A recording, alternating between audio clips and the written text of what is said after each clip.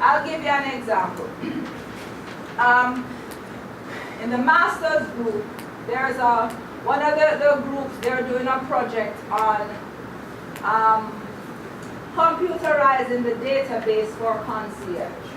So the reservations, what currently happens is when a guest wants to book a snorkel trip or kimonos, everything is manual.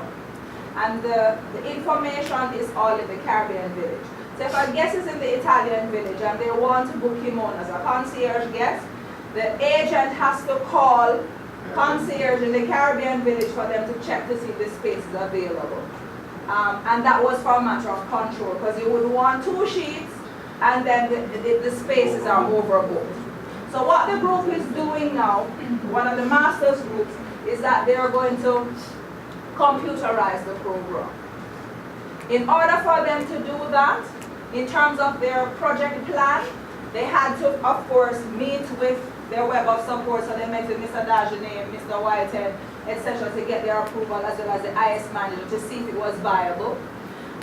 Then they had to get all the data, all the sheets, do an Excel spreadsheet, meet with the IS manager for him to start getting the database together. Then they pile up the project in the concierge office with the agents, giving them their own IDs, and then they would actually test the program and check to see how effective it is.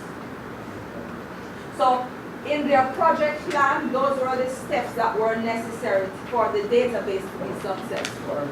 So when we speak of your project plan phase, let us say the plan was to upgrade the cafeteria.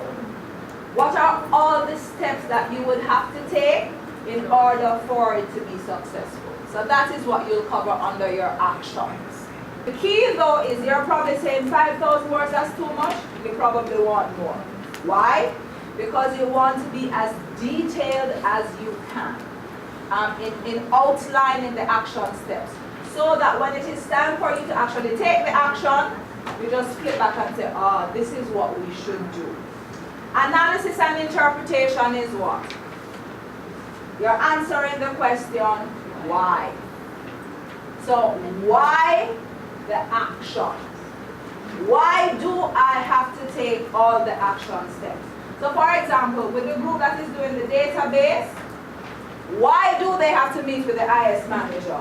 Duh, he's the expert. And because he's the expert, you're going to need his expertise. Why did they have to get the approval from Mr. Dagenet, or at least tell him and Mr. Whitehead? Why do they have to train the concierge team members? They're the ones who are going to use the system.